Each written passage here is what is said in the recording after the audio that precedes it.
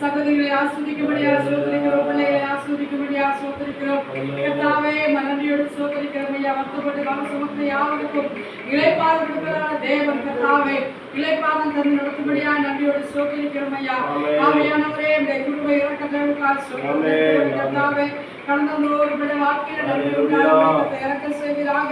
கர்த்தர் மகிமையாய் ஆண்டவரே ஸ்தோத்திரம். இரவு பகல் தேவ சமூகத்திலே வேண்டிக்கொள்ளதான எல்லா விண்ணப்பத்தையும் கேட்டு பதில் செய்வதற்காக நன்றியோடு சோதரிக்கிறோம். இந்த வேளையோட வார்த்தைகளை கர்த்தாவே ஸ்தோத்திரம். வார்த்தையினால் கர்த்தர் பேசுவீராக. ஆண்டவரே ஸ்தோத்திரம். வெறுமையா திரும்பாமல் நான் அனுப்புகிற காரியமாக வாய்க்கும் என்று சொல்கிறேன். அப்படியாவது காரியங்கள் வாய்க்கும்படி வார்த்தை பேசுவீராக. ஆசீர்வாதம் பலப்படும் பிரபுக்கிறேன். நல்ல பிதாவே. கர்த்தர் ஜெபத்தை கேட்டு ரொம்ப லாங்காக பிரசங்கம் பண்ண மாட்டேன். ரொம்ப நேரம் பிரசங்கம் தான் கேட்டீங்க. எல்லாத்தையும் பலப்படுத்துறது, நம்மளை பலப்படுத்துற எல்லா விஷயம் பலன் உண்டு. நம்ம எப்பொழுதுமே ஆண்டோடு சார்ந்து பேசணும். அப்போ நிச்சயமா ஆண்டு எல்லாம் யுத்தம் பண்ணுவோம். ஆமென். அவ இதனுடைய இசைக்கள் 1ஆம் அதிகாரம் 13, 14, 19, 20 சொல்லப்படுகிறது. ஜீவனுடைய சாயல் எப்படி என்றால் அவைகள் எரிகிற அக்கினித்தலின் தோற்றமும் தீவத்தின் தோற்றமாக இருந்தது. அந்த அக்கினி ஜீவனுக்குள்ளே உலாவி பிரகாசமாக இருந்தது. அக்கினிந்து மின்னல் புறப்பட்டது. எசேக்கியேல் 1ஆம் அதிகாரம் 13ஆம் வசனம் 14ஆம் வசனம் சொல்லுது, அந்த ஜீவன்கள் மின்னலின் தோற்றம் போல ஓடி திரிந்தன. அல்லேலூயா. பாருங்க 19ஆம் வசனம் சொல்லுது, அந்த ஜீவன்கள் செல்லும் போது அந்த சக்கரங்கள் அவைகள் அருகே ஓடின. அந்த ஜீவன்கள் பூமியிலிருந்து எழும்பும் போது சக்கரங்களும் எழும்பின. அடுத்த ஆவி போக வேண்டும் என்று எவ்விடத்துக்கு அவைகள் போயின.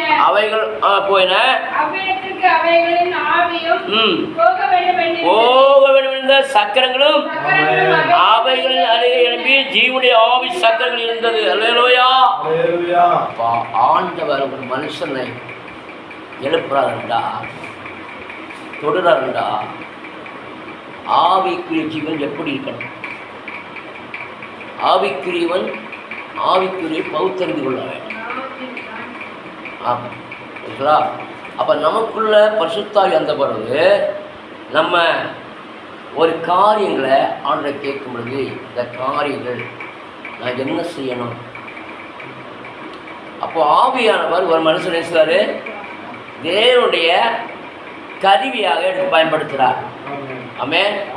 அப்போ ஆவியான தேவன் ஒரு தேவ மனுஷனுக்குள்ளே இறங்கி அந்த நாட்கள் இறங்கும் பொழுது அவனை கொண்டு தீர்க்கதரிசியாக பல இடங்களை கொண்டு செல்கிறார். ஒரு மோசை நடத்தினா, எலியா நடத்தினா. ஆனால் இந்த நாட்களில் அவர் உங்களுக்குள்ள எனக்குள்ள நிரந்தரமாக இருக்கிறார். அந்த நாட்களில் ஆவியான வருவார் போவார். பழைய ஏற்பாட்டு காலத்தில்.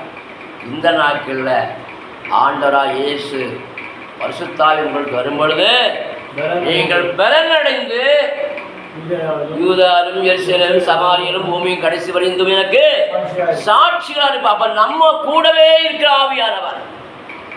அப்போ ஆவியானவர் எப்படி ஜீவனுள்ள சாயலை உடையவர். அந்த ஜீவன் மின்னலின் தோற்றம் போல ஓடி சென்றனர். அப்ப மின்னல் இடி முறக்கும் என்ன உண்டாகும்?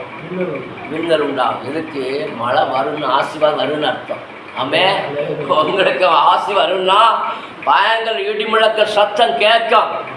இதயங்களை நிரம்பு அக்கி வார்த்தை இடி முழக்கம் காலையில் கேட்கும். ஆண்டவர் அவர் ஜீவனுடைய சாயலுடையவர். அந்த சாயலாய் உன்னையும் என்னையும் வளைந்திருக்கிறார். தேவன் தம்முடைய சாயல்படியும் நம்முடைய ரூபத்தின்படியும் அவர் நம்மளை சிருஷ்டித்தார். எதற்காக?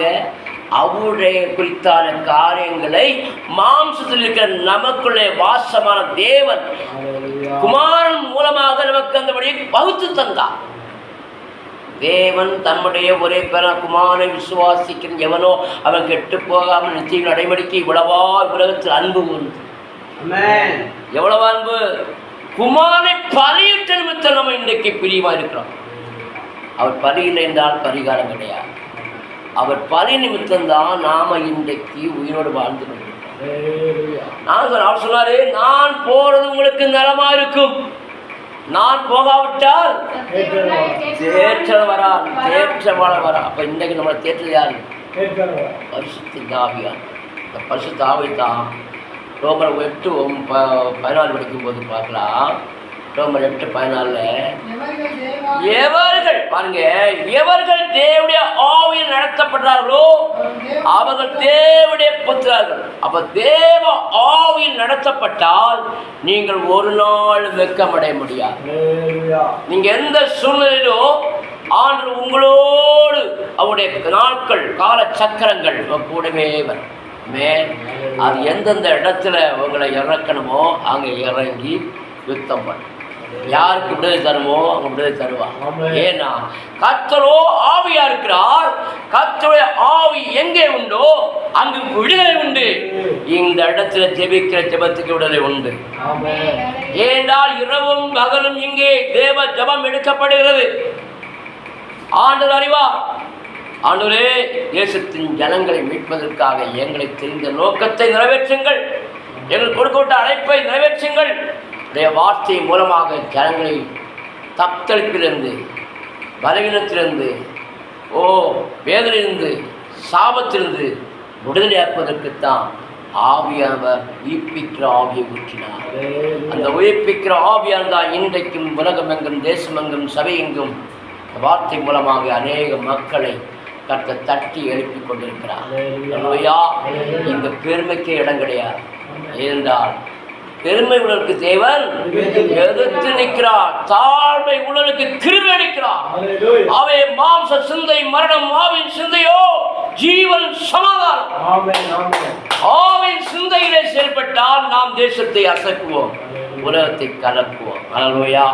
ஆவே தேவனுடைய சாயல் எப்படிந்தது, ஜீவனுடைய சாயல் எப்படிந்தது என்றால் அவர் தீவட்டிகளின் தோட்டம். அல்லேலூயா. அப்போ தீவட்டின்னா உங்களுக்கு சொல்ல வேண்டிய அவசியமே இல்லை. அந்த நாட்களில் பந்தத்தில் எழுத்திக்கொண்டு இரவில் நினைச்சுவாங்க, தெருவோரமாக நடந்து இரவுல நடந்துவாங்க. இந்த நாட்களில் பரிசுத்தாவி நமக்குள்ள இருக்கிறார். இல்லையா? இந்த பரிசுத்தாவியான நீங்க அடல்முட்டி எழுப்பிட்டீங்கன்னா, அடல்குட்டி எழுப்பிட்டீங்கன்னா, அப்படியா மாறிட்டீங்கன்னா உங்களை ஒன்று அற்புதங்கள் செய்து கொண்டே இருப்பார். ஒவ்வொரு நாளும் சபை பாருங்க. கடந்த நாட்களிலே மயிலாடுதுறையிலே நடந்து போக செய்தால் அங்கே ஒரு அற்புதம் உண்டாகி அந்த யூடியூப் வழியாக ஓசூரில் மக்கள் சந்திக்கப்பட்டு அங்கே நம்ம ஃபோன் பண்ணி இன்னைக்கு கைலாஸ் சீர்காழிக்கு போய் இப்படி பல இடங்களிலிருந்து அழைப்பது. ஏனால் இந்த தீவட்டி நமக்குள்ளே போட்டு இந்த பரிசுத்தாவியை கொண்டு அடைச்சாரு, அற்புதம் செய்யார். அல்லேலூயா. ஆவை கத்த இந்த நாளில் நீங்களும் நானும் ஆவிக்கு ஜீவித்திலே முன்னெடுப்பதற்கு ஒவ்வொரு நாளும் அதிகாலையில் எழுப்பி ஜெபிப்போம், துதிப்போம், ஸ்தோத்திரிப்போம். அநேக மக்களுக்கு ஊண்டுதல் இருப்போம், அநேக மக்களை ஆதாயப்படுத்துவோம், சகல ஜனங்களை ரட்சிப்பு நடத்துவோம். கர்த்தர் உங்களையும் என்னையும் ஆசீர்வதிப்பாராக. ஹல்லேலூயா, ஹல்லேலூயா, ஹல்லேலூயா. ஓ ரபா சந்தரா திரபா ரபா கரபா ரபா ரபா ஓரி கபாலா துலபல பல பல பல பல. அன்பின் ஆவியானவரே நன்றி சொல்கிறோம். இம்மட்டமாக எங்கள் மத்தியிலே அசைவாடி ஒரு நல்ல வார்த்தைகளுக்காக நன்றி செலுத்துகிறோம். நாங்கள் ஒரு சில வார்த்தையாக இருந்தாலும் ஜனங்களை தொட்டப்படுவதாக, ஒரு சில வார்த்தையாக இருந்தாலும் ஜனங்களை பலப்படுத்துவதற்காக நன்றி செலுத்துகிறோம். தொடர்ந்து எங்களை கொண்டு ஆண்டவரே நீ நன்மையை காணும்படியாக வழிநடத்த தேவன், வழிநடத்த தேவன், ஆவிக்கிற தேவன், ஜீவனுள்ள மன்னாவை தந்த தேவன், எங்களை கொண்டு வழிநடத்துவதால தெய்வக்காக நன்றி செலுத்துகிறோம். எல்லா பொறுப்பையும் நீங்கள் ஏற்றுக்கொள்ளுங்க. சகல துதியை செலுத்துகிறோம்.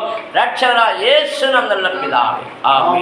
என் ஆத்மாவே கர்த்தரை ஸ்தோத்திரி, என் உள்ளமே பரிசுத்த நாமத்தை ஸ்தோத்திரி.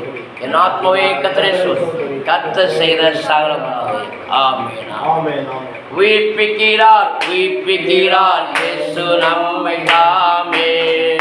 கீழ்ப்படிந்தால் ஆசீர்வாதம் நமக்கு தானே. உயிர்ப்பிக்கிறார், உயிர்ப்பிக்கிறார் இயேசு நம்மை தாமே. படித்தால் ஆசீர்வாதம் நமக்கு தானே. ஹல்லேலூயா,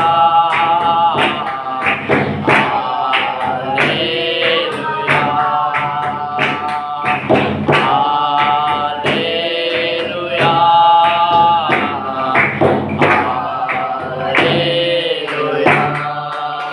ஹல்லேலூயா, ஹல்லேலூயா. உங்கள் ஒவ்வொரு வாழ்க்கை தொடர்ந்து எங்களுக்கு செவியுங்கள், தொடர்ந்து வாருங்கள், தொடர்ந்து மற்ற ஊழியர்களை கூட்டிக் கொண்டு வாங்க.